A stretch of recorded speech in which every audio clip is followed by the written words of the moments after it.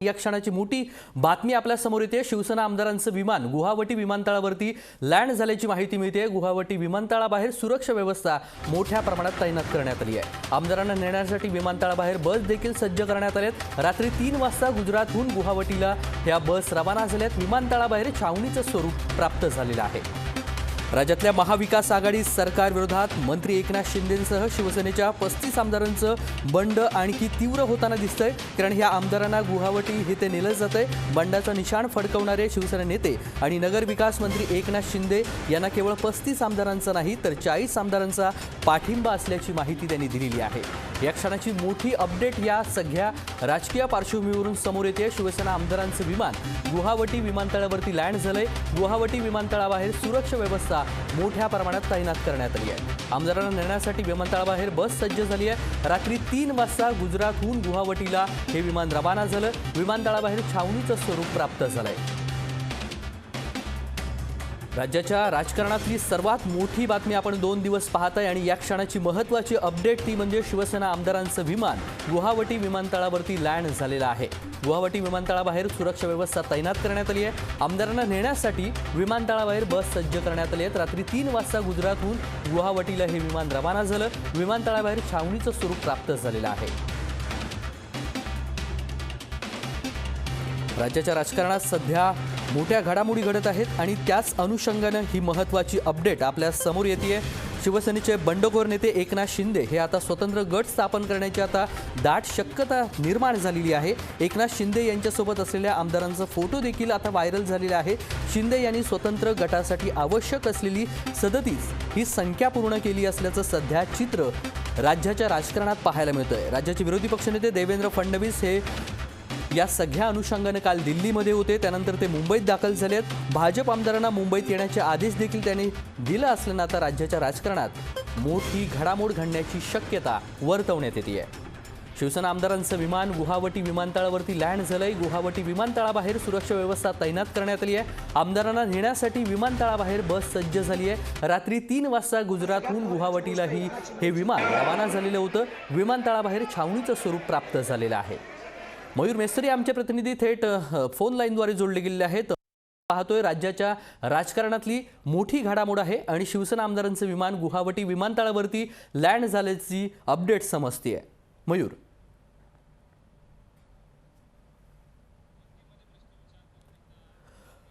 मयूर मेस्त्री हमारे संवाददाता जुड़ गए फोन लाइन से। मयूर, महाराष्ट्र जो राजकारण अभी जो चालू है उसमें एकनाथ शिंदे महत्वपूर्ण भूमिका ये सिद्ध कर रहे हैं।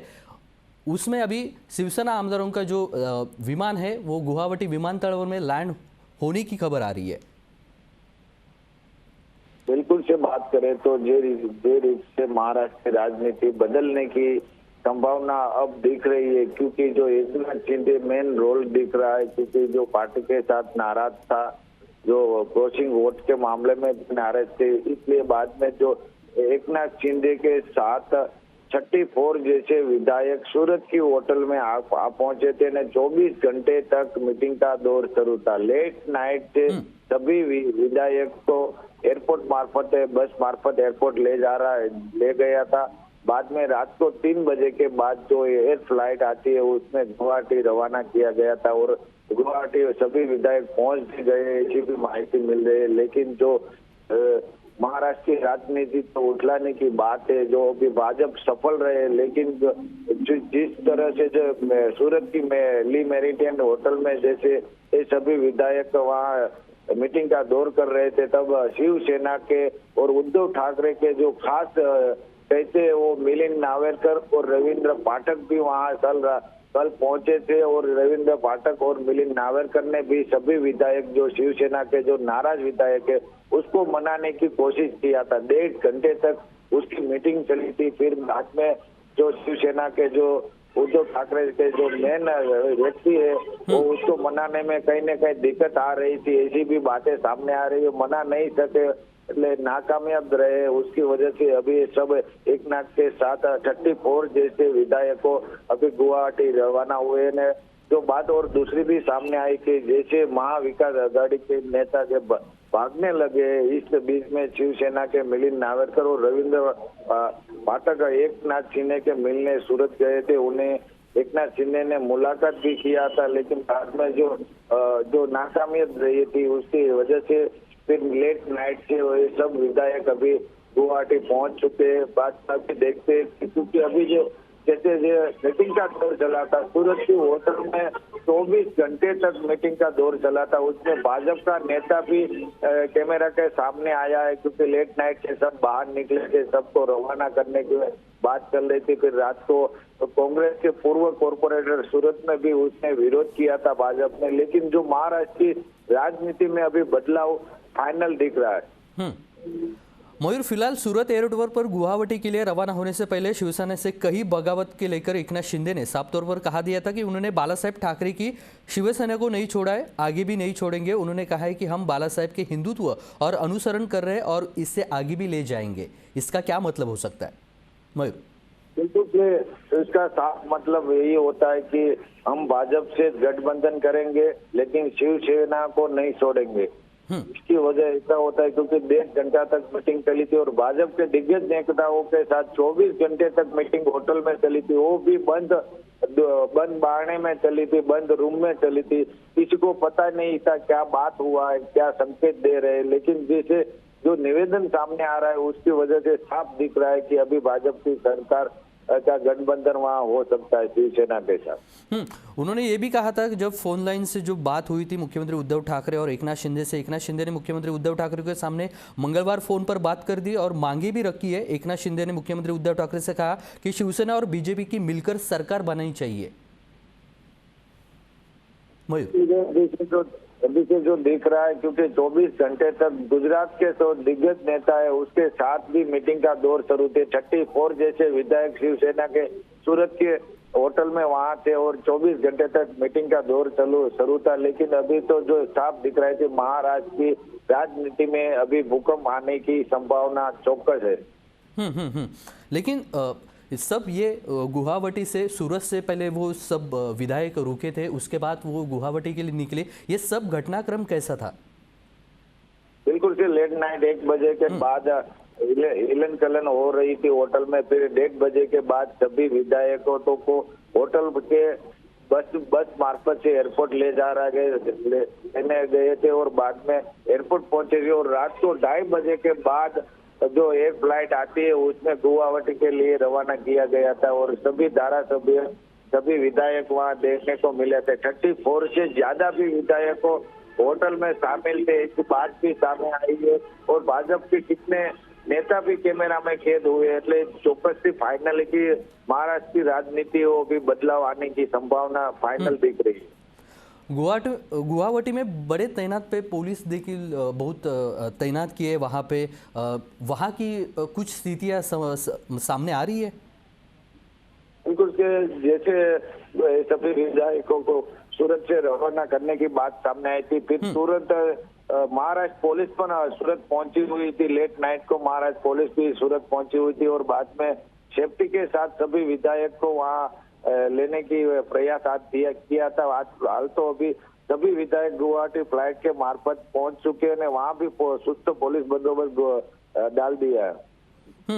और एक सवाल है कि जब शिवसेना के 34 बागी विधायक एकनाथ शिंदे सूरत से गुवाहाटी पहुंच गए थे, तब एकनाथ शिंदे ने सूरत में निकलने से पहले मीडिया से जब बात की थी, उस टाइम उन्होंने कहा था कि हम बाला साहेब के हिंदुत्व को चाहते हैं, हमने शिवसेना छोड़ी नहीं है, ऐसे भी कहा है। देखिए उसमें जो 2 से 3 मांगने की है, तो पहला तो जो उसको पद जो रद्द किया वो फिर वापस ले लिए और बाद में जो राजकारण की बात की, हम शिवसेना नहीं छोड़ेंगे लेकिन भाजपा के साथ गठबंधन करके हम सरकार चलाएंगे, ऐसा विचार जो निवेदन से ऊपर से लगता है। और आप ऐसे ही जुड रहे, एक महत्त्वाची अपडेट आहे ती म्हणजे आता आमदारांना नेण्यासाठी विमानतळाबाहेर बस सज्ज झालेली आहे। रात्री 3 वाजता गुजरातहून गुवाहाटीला हे विमान रवाना झालंय। विमानतळाबाहेर छावणीचं स्वरूप आलेलं आहे आणि याच दरम्यान एकनाथ शिंदे नेमके काय बोललेले आहेत ती देखील प्रतिक्रिया ऐकूयात।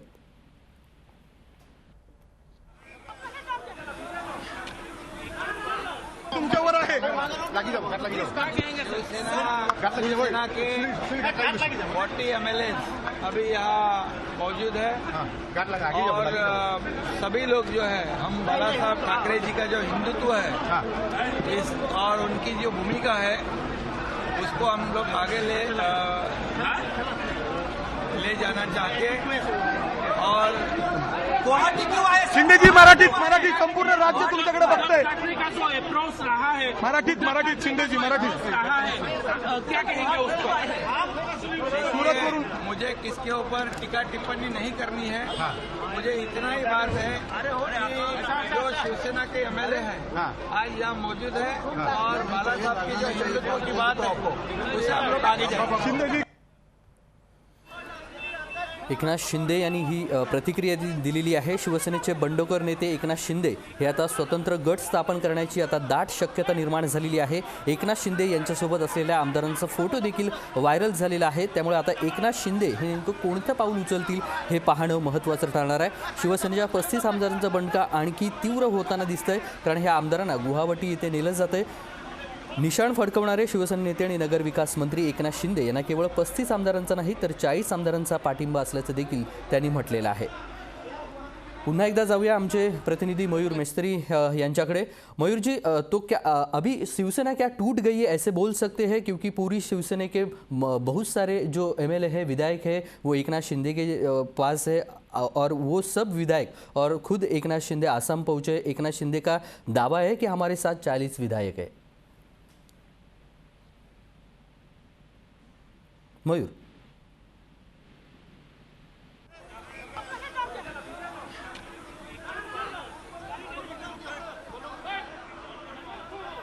काही तांत्रिक कारणामुळे संपर्क होत नाहीये. जुई जाधव आमचे प्रतिनिधी फोन लाईनद्वारे जोडले गेलेले आहेत. जुई, राज्याच्या राजकारणातील सध्या 2 दिवस हा हाय व्होल्टेज ड्रामा सुरू आहे. या क्षणाचे काय अपडेट मिळत आहेत तुझ्याकडे जुई? तेजा, जर आपण पाहायला गेलं तर मग विधान परिषदेच्या निवडणुकीनंतर प्रत्येक तासाला राजकीय घडामोडी बदलत आहेत. काल एकनाथ शिंदे यांनी बंडखोर देखील केला होता. त्यानंतर त्यांनी मुख्यमंत्री उद्धव ठाकरे यांच्यासोबत चर्चा देखील केली होती. मात्र जवळपास 3:15 वाजता गुवाहाटीला रवाना होताना त्यांनी माध्यमांशी संवाद साधला. त्यावेळेला त्यांनी हेच सांगितलं की आम्ही सगळे बाळासाहेब यांचं हिंदुत्व सोबत घेऊन आहोत. त्यामुळे आता या सगळ्या आमदारांसोबत एकनाथ शिंदे एक वेगळा पक्ष काढणार का, ही अशी परिस्थिती जी आहे ती निर्माण होऊ शकते आजच्या दिवसभरामध्ये. ते पाहणं महत्वाचं आहे, कारण का सगळे जे आमदार आहेत जवळपास त्यांना घेऊन आता गुवाहाटीच्या दिशेने सगळे आमदार रवाना झाले. सोबत एकनाथ शिंदे आहेत.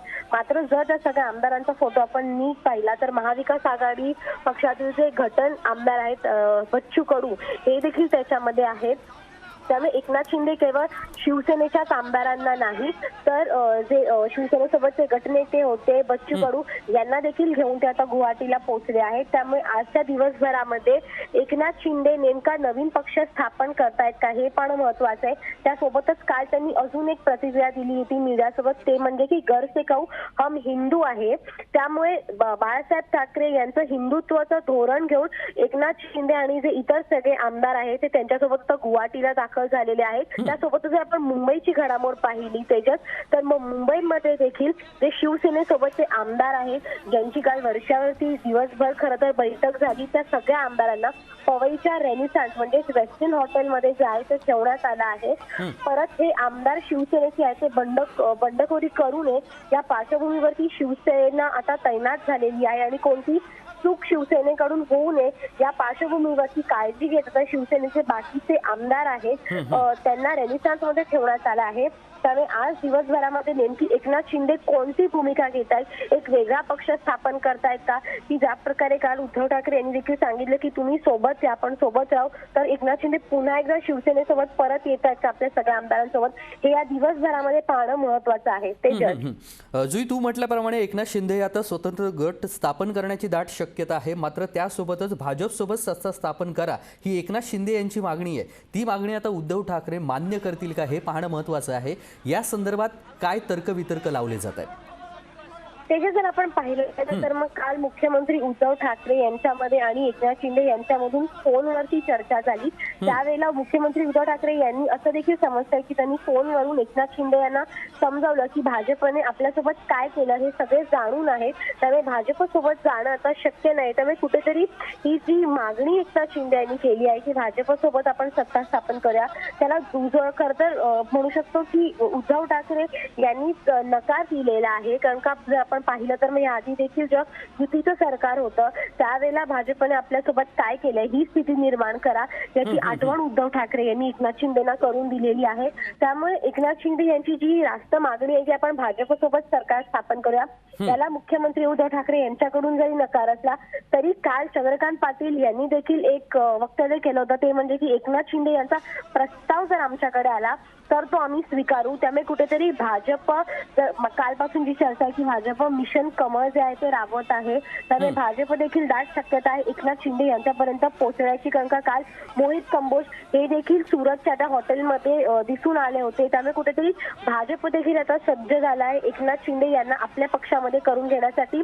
मात्र दुसरीकडे एकनाथ शिंदे यांनी देखील काल रात्री जेव्हा प्रतिक्रिया दिली सुरत एअरपोर्टवरती की आम्ही बाळासाहेबांचं हिंदुत्व घेऊन सोबत जात आहोत, त्यामुळे कुठेतरी म्हणू शकतो आपण की एकनाथ शिंदे हे जरी स्वतःला शिवसैनिक म्हणवतात की आम्ही शिवसेनेपासून वेगळे झालेलो नाही आहोत, एक दुसरा पक्ष ते काढण्याची दाट शक्यता आहे. मात्र भाजप सोबत ते जी रास्त मागणी करतायत मुख्यमंत्री उद्धव ठाकरे यांना की आपण भाजपसोबत सत्ता जी आहे ती स्थापन करूया, त्याला मुख्यमंत्री उद्धव ठाकरे यांनी मात्र नकार दिलेला आहे. तेजस, अगदी संख्याबळ महत्त्वाचं आहे या सगळ्या राजकीय चर्चांमध्ये. सरकार अस्थिर होण्याच्या मार्गावरती आहे कारण सरकारकडे महाविकास आघाडीकडे संख्याबळ नाही आहे आणि हे सरकार टिकवण्याची शक्यता खूप कमी दिसते. याचं साधं कारण म्हणजे साधारणतः 30 आमदारांसोबत एकनाथ शिंदेंचा एक गट, अर्थात 30 ते 40 आमदारांचा असा तो एकंदरीत गट आहे.